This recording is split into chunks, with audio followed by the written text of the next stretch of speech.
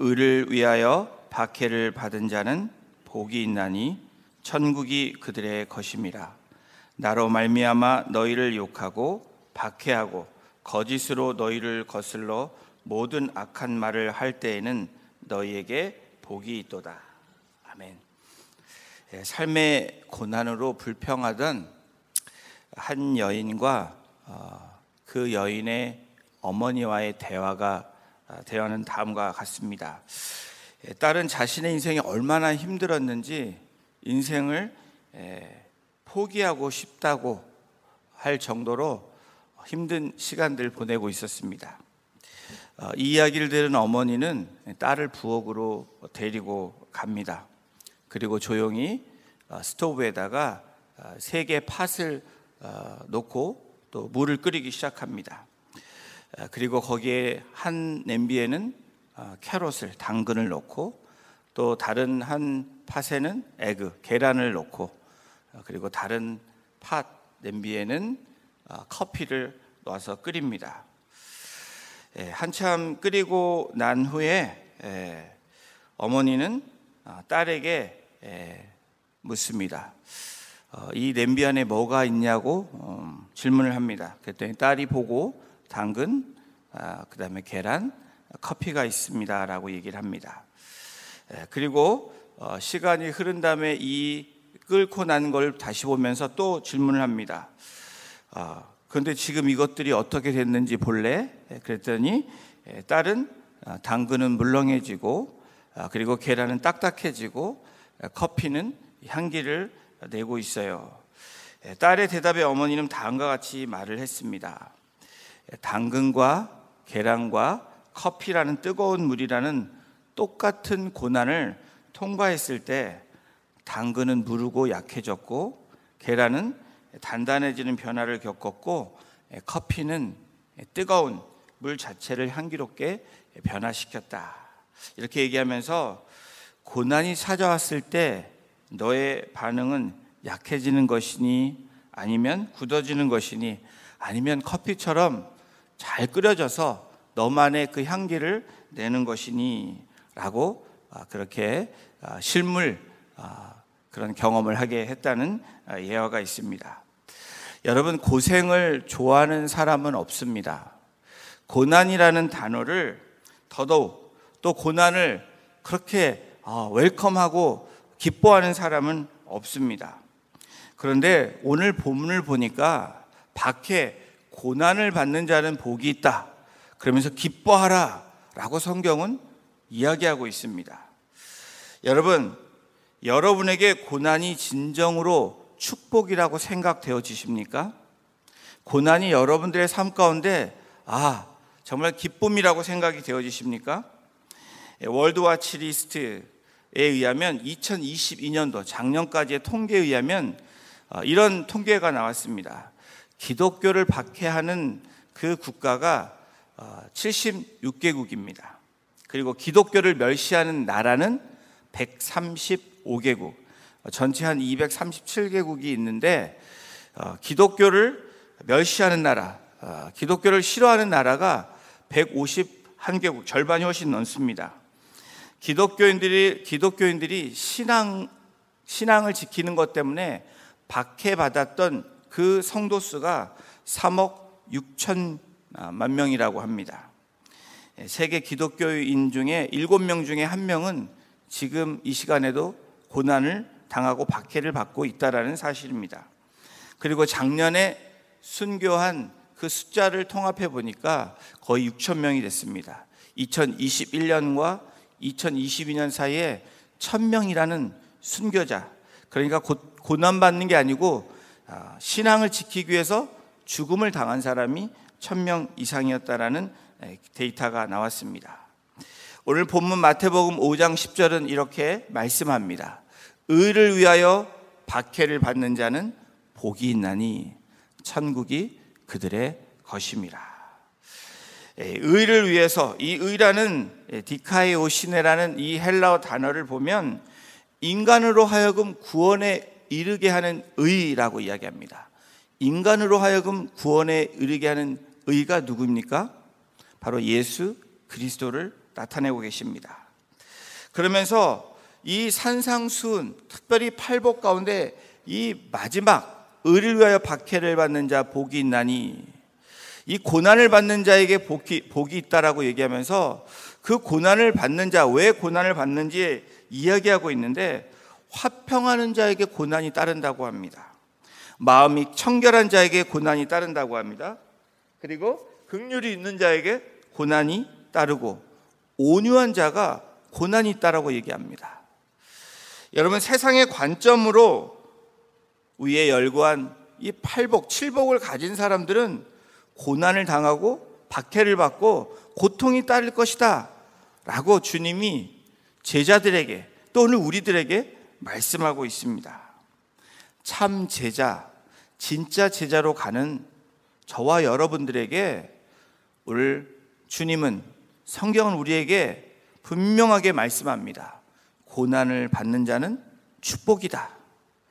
여러분, 그게 여러분들의 삶에서 믿어져야 되고 우리가 그 말씀 가운데 살아가야 되는 것이 참 제자고 진짜 제자라고 말씀합니다. 여러분, 제자는 누구입니까? 제자는 하나님 나라의 국대 아시죠? 국가대표 선수들입니다. 국대가 되면 어떤 마음이 듭니까? 일반 세상의 국가대표가 되면 어너러브한 생각이 듭니다.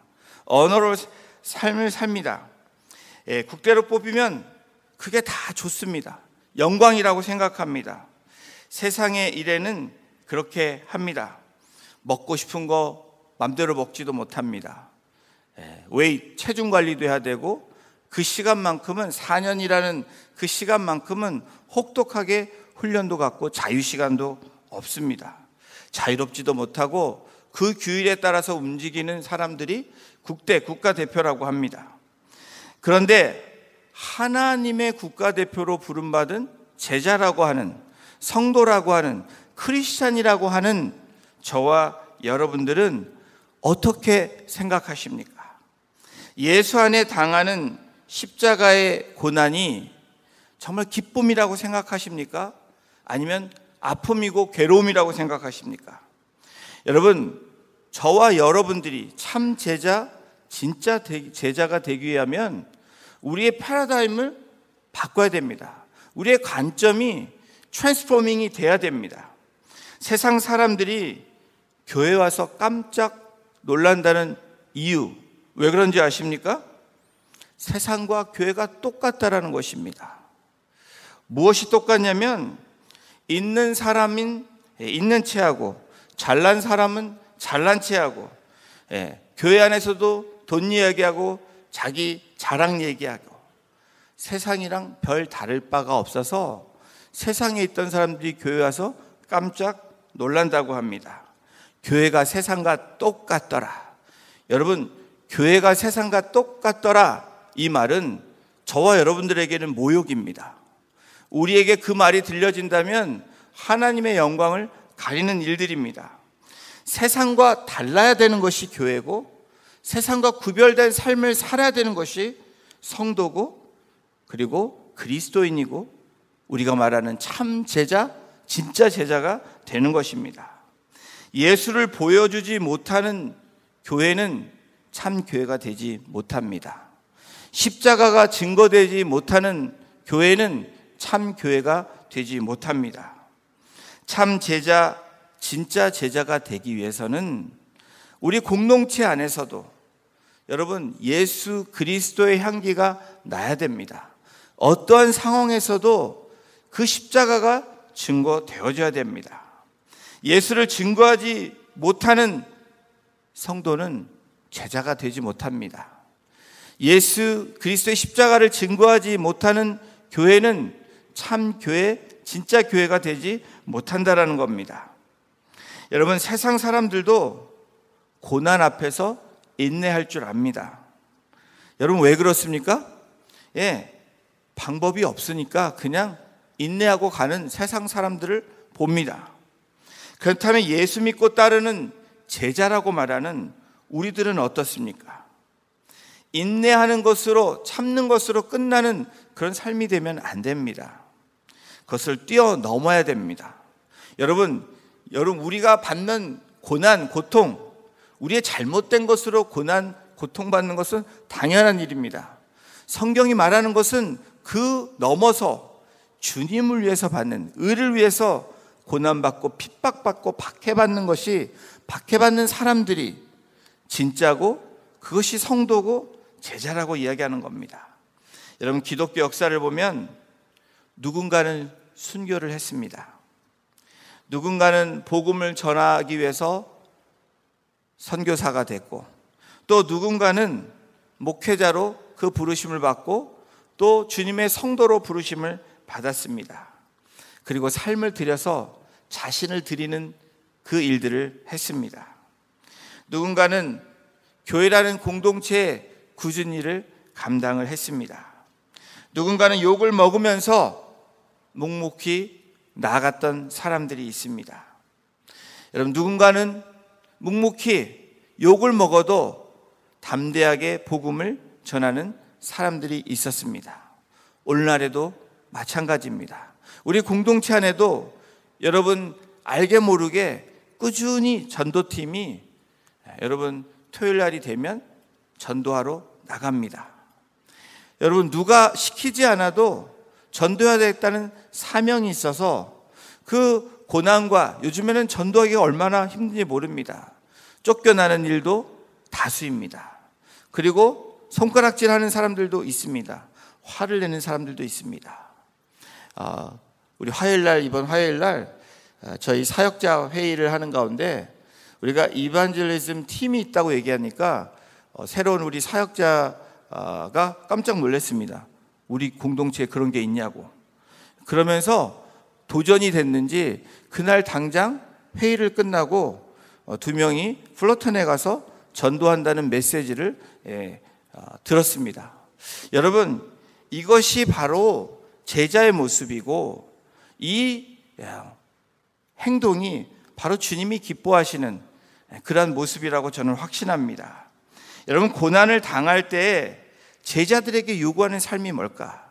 여러분, 이것이 중요합니다. 베드로전서 3장 14절에 성경은 이렇게 기록합니다. 우리 함께 같이 읽어보겠습니다. 시작.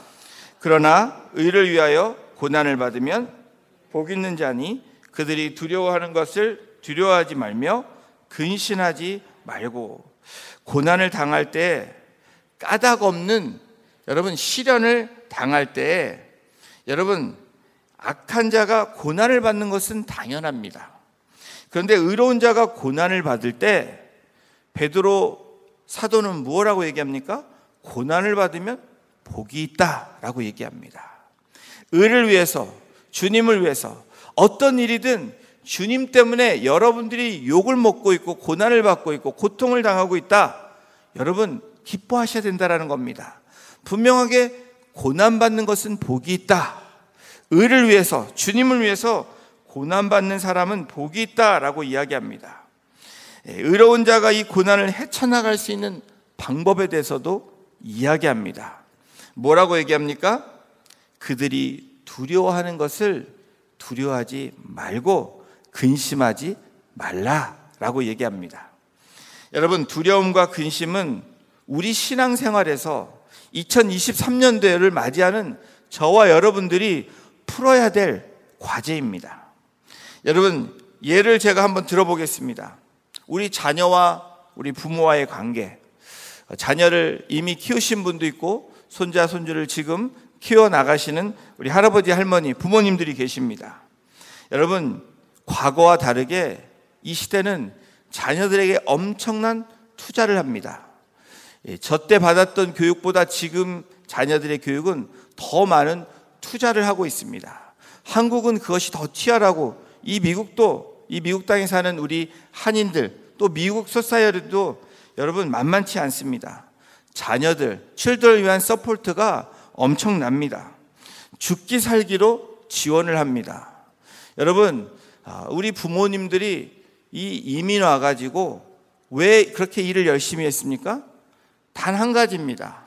내가 잘 살려고 온 것이 아니라 자녀들 위해서 희생을 했습니다. 부모님들이 요즘도 맞벌이 하는 이유는 여러분 자녀들을 위한 그 서포트가 우선순위입니다.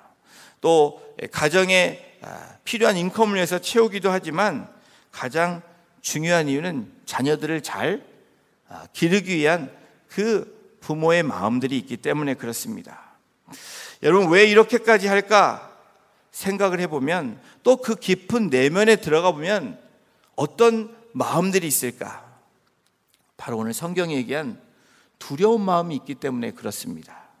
근심하는 마음이 있기 때문에 그렇습니다. 자녀들이 이왕이면 나보다 더 고생 안 하고 싶은 그런 마음. 이 세대가 너무 험하니까 어떻습니까? 잘 살기를 바라는 마음, 그 두려운 마음이 우리 부모들 그 깊은 내면 가운데 있다라는 겁니다. 부모님들이 내 자녀 고생하는 것 싫어합니다. 나로 그치기를 원합니다. 잘 벌지 못하면, 또 좋은 학교 가지 못하면 등등의 두려움, 근심하는 마음이 우리 내면에 있다라는 겁니다. 여러분, 조금 잘 못 살고 조금 좋은 학교 못 가면 잘못된 일입니까? 여러분, 우리의 패러다임이 바꿔야 됩니다. 이왕이면 좋은 데 가면 좋습니다.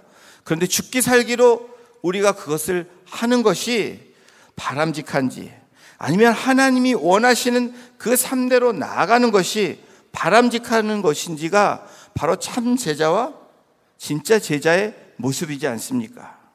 여러분, 우리가 인컴이 부족하면 불행한 것이 아니라 불편한 것입니다. 불행과 불편을 우리가 구분해야 됩니다. 그런데 진짜 복은 무엇이라고 얘기합니까? 의를 위해서 고난받는 것이 복이라는 것입니다. 열심히 일하고 인컴이 부족해서 열심히 그렇게 고군분투하는 것이 고난이라고 생각한다. 그것은 하나님이 말씀하시는, 성경이 말하는 고난이 아니라는 겁니다. 사도 바울은 분명하게 말합니다. 우리 빌립보서 4장 12절을 함께 같이 읽어보겠습니다. 시작. 나는 비천에 처할 줄도 알고 풍부에 처할 줄도 알아. 모든 일 곧 배부름과 배고픔과 풍부와 궁핍에도 처할 줄 아는 일체의 비결을 배웠노라. 여러분, 이렇게 사도 바울이 고백한 후에 무엇라고 고백합니까? 4장 13절, 우리가 잘 아는 말씀입니다. 시작. 내게 능력 주시는 자 안에서 내가 모든 것을 할 수 있느니라. 여러분, 우리가 성경을 잘못 해석하고 우리의 식대로 우리가 이 4장 13절 말씀을 갖고 나아갈 때가 있습니다.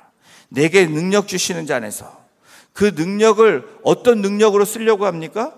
나를 위한 능력으로 쓰려고 합니다. 하나님의 능력을 나 자신만을 위해서, 우리 가정만을 위해서, 내가 원하는 것을 위해서 우리는 쓰려고 한다라는 겁니다. 이것은 성경적이지 않다라는 겁니다. 우리가 암송하지만 그 전에 있는 4장 12절의 말씀을 충분히 우리가 이해하고 나아갈 때 4장 13절의 말씀이 능력의 말씀으로 오는 것입니다. 내가 비천에 처할 줄도 알고, 그리고 풍부에 처할 줄도 알고, 모든 일에 배고픔과 그리고 풍부의 궁핍에도 처할 줄 아는 비결을 배웠다. 어떠한 상황에서도 나는 하나님만이 나의 구원이시고 나의 소망이시고 내가 붙들어야 될 나의 산성이시다. 그런 믿는 믿음으로 고백할 때 이 고백이 나온다는 겁니다. 내게 능력 주시는 자 안에서 내가 모든 것을 할 수 있다. 여러분, 지금 여러분은 어떤 고난, 고통을 받고 계십니까? 여러분, 이 고난과 고통이 주님 때문에 의를 위해서 받는 핍박과 박해와 고난이 아니라면 우리는 고난이란 말을 쓰면 안 됩니다. 내가 잘못해서 받는 고통이지 성경이 말하는 고난이 아니라는 겁니다. 이런 바울과 같은 사람을 어떻게 세상이 건드릴 수 있습니까? 여러분, 사도 바울이 왜 사도 바울일까? 여러분, 늘 묵상하면서 제가 이 사도 바울을 보면 한없이 더 작아지는 모습이 왜 그럴까? 여전히 저는 비천에 처할 줄도 알고 말씀은 잘 압니다. 말씀도 암송합니다. 여러분, 그런데 그렇게 살아내지 못하는 이유가 무엇일까? 말씀대로 살지 않기 때문이라는 확실한 답이 저에게 주어집니다. 여러분들은 어떠십니까? 세상이 감당하기 어려운 사람이십니까? 세상이 감당하기 어려운 사람은 여러분 히브리서 기자가 다음과 같이 이야기합니다. 히브리서 11장 38절입니다. 이 말씀도 함께 같이 읽겠습니다. 시작. 이런 사람은 세상이 감당하지 못하느니라. 그들이 광야와 산과 동굴과 토굴에 유리하였느니라. 여러분, 어떤 상황이 올지라도, 지금 내 상황과 다른 어떤 모습이 올지라도 여러분, 세상이 감당하지 못하는 사람은 누구입니까? 세상이 나를 흔들어도, 세상이 나를 찌르고 나를 욕하고 죽을 것 같이 달려들어도, 또 애매한 말로 나를 공격해도 세상이 감당하지 못하는 사람은 여러분, 고난의 부름에도 근심하지 않고 걱정하지 않고 두려워하지 않는 사람이다 라고 성경은 이야기하고 있습니다. 참 제자, 찐 제자는 고난으로 부름에 근심하지 않는 사람이다 라고 이야기합니다. 두려워하지 않는 사람이 세상이 감당하지 못하는, 정말 세상이 건들지도 못하고 건들지라도 여러분 그것을 넉넉히 이겨낼 수 있는 사람이다 라고 말씀하고 있습니다. 참 제자, 찐 제자, 2023년도는 우리가 이전과 살았던 삶과 다른 삶을 살아가는 저와 여러분이 되기를 주님의 이름으로 축복합니다. 여러분, 근데 이렇게 말씀이 들려질 때 여러분 정말 이게 되어집니까? 이게 잘 되십니까? 여러분, 말씀을 붙잡고 말씀을 묵상하고 말씀을 들을 때는 찔림도 되고 은혜도 되고, 찬양을 드리고 기도할 때는 그래도 나가야지 소망도 되어지는데, 삶의 현장으로 나아갈 때 여러분 잘 되십니까? 여러분, 기도하고 예배 드릴 때 때로 우리가 짐을 내려놓습니다. 그래서 마음이 가벼워지고 이 마음이 평안해질 때가 있습니다. 하나님의 은혜입니다. 그런데 그 자리를 떠나 우리의 현장으로 갈 때는 또다시 그 짐이 우리가 갖고 가는 우리들의 모습을 보게 됩니다. 이것을 풀 수 있는 방법을 우리에게 전해주고 있는데, 베드로 사도, 여러분 베드로 사도가 고난받는 그 고난이 주님 때문이라는 것을 확실하게 경험한 이후에 베드로전서 3장 15절에 베드로 사도가 이렇게 이야기합니다.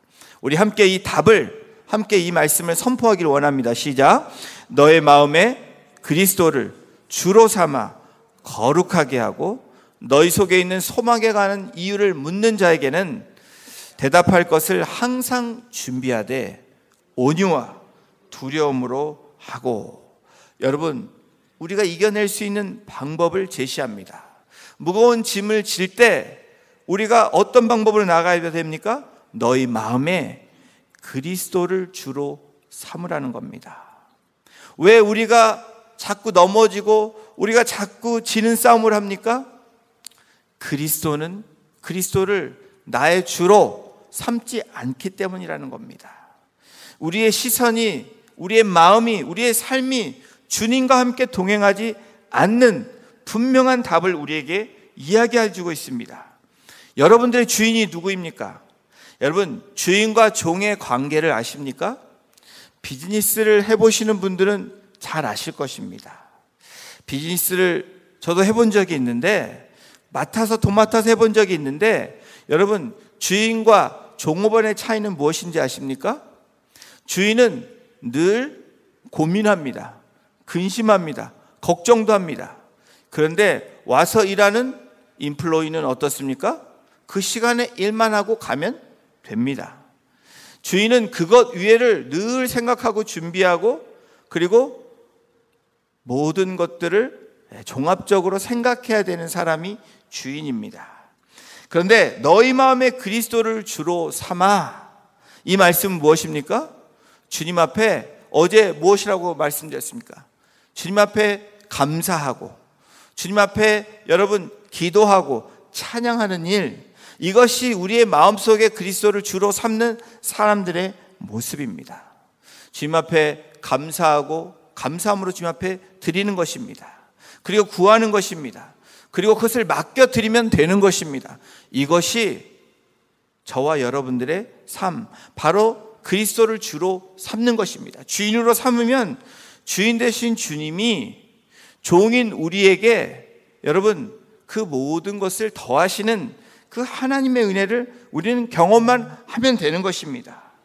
주인을 믿고 나아가는 겁니다. 종은 자기가 맡은 일을 잘 감당하면 됩니다. 그 주어진 일을 감사함으로 그리고 기도함으로 찬양함으로 나아가면 됩니다. 사랑하는 성도 여러분, 오늘 우리에게 필요한 사람은 누구입니까? 여러분 주위에 능력 있는 사람이 필요하십니까? 여러분 주위에 우리 공동체에게 유능한 사람이 필요합니까? 네, 능력 있는 사람도 필요하고 유능한 사람도 필요할 수 있습니다. 그런데 진짜 필요한 사람은 예수님을 마음의 주인으로 모시는 사람들이 이 땅 가운데 필요하다라는 겁니다. 우리 가정에 필요한 사람이 그런 사람입니다. 우리 교회에 필요한 사람은 그런 사람들입니다.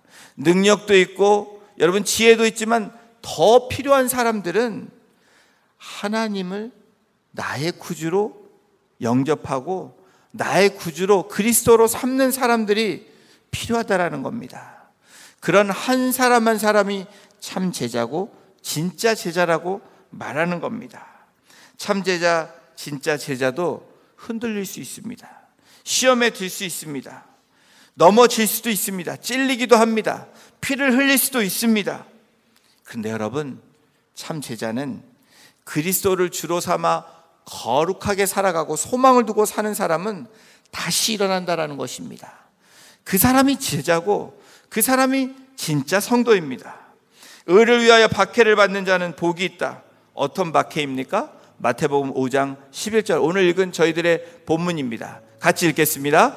나로 말미암아 너희를 욕하고 박해하고 거짓으로 너희를 거슬러 모든 악한 말을 할 때는 너희에게 복이 있나니. 내가 잘못한 것 때문에 욕먹는 사람이 복이 있다라고 얘기하지 않습니다. 내가 그냥 실수로 여러분 욕먹는 사람이 복이 있다라고 얘기하지 않습니다. 예수님 때문에 욕먹고 주님의 일을 하는데 손가락질 받고 말로 욕을 얻고 그리고 박해 고난을 받는 사람들에게 복이 있다라고 이야기합니다. 여러분, 예수님처럼 바울처럼 육신적으로 고난을 받는 그런 삶도 우리가 경험할 수도 있습니다.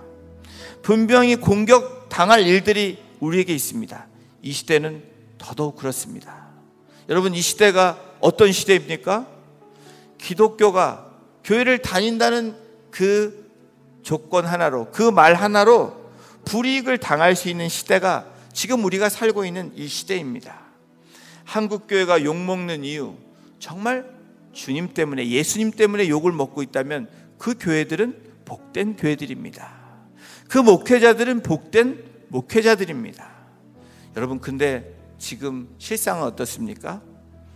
교회가 부패하고 목회자들이 부패하고 성도가 거룩하지 않고 부패함으로 욕을 먹는 것, 이것은 주님 때문에 욕을 먹는 것이 아니라 우리들 때문에 주님을 욕을 먹이는 일이라는 겁니다. 디모데후서 3장 12절에 이렇게 말씀합니다.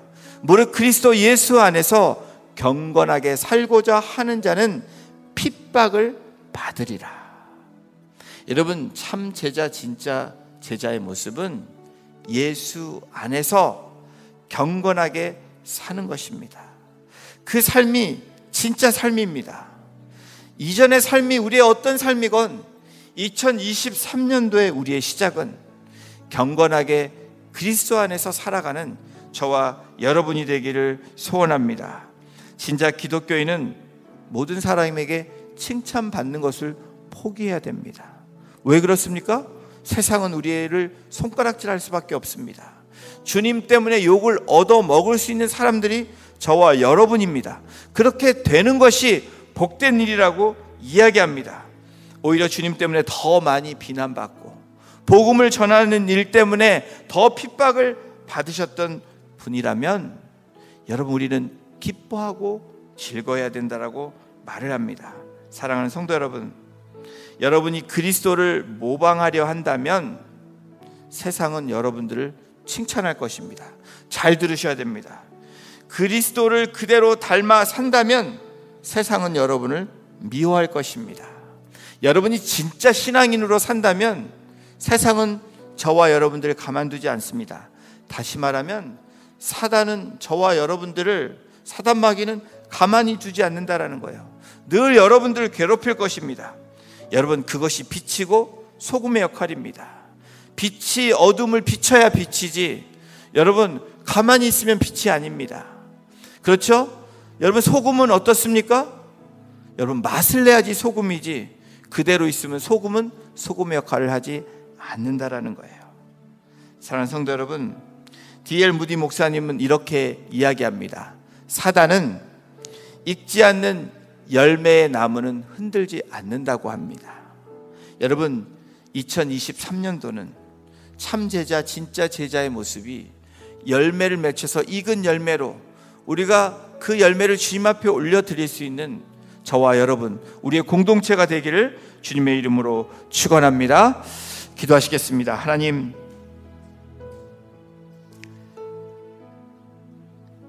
제자의 삶이 주님 때문에, 그 주님의 의 때문에 고난받고 박해받는 사람들이 복이 있다라고 얘기하는데, 주님, 내가 받는 이 고난이, 고통이 정말 주님 때문인지, 아니면 나의 잘못과 나의 미련함과 나의 연약함과 나의 경건하지 못하고 거룩하지 못한 것인지 그것을 분별하게 하시고, 정말 제자로서의 삶이 주님을 위해서 살아갈 때 그 박해가 복이라는 것을 우리가 고백하며 실천하고 경험할 수 있는 삶이 될 수 있도록, 2023년도는 그러한 삶으로 추구하며 나아갈 수 있도록 우리 성도님들 한 분 한 분을 주장하여 주시고 우리 공동체를 인도하여 주시기를 이 시간 간절히 간구합니다. 오늘도 말씀대로 우리가 소금과 빛의 역할을 감당하게 하셔서 기뻐할 수 있고 자랑스러워할 수 있고 주님 때문에 감사할 수 있는 오늘 하루 우리의 삶이 될 수 있도록 주께서 인도하여 주시기를 간절히 간구하며, 이 모든 말씀을 우리를 권해 주신 예수님의 이름으로 감사하며 기도드렸습니다. 아멘.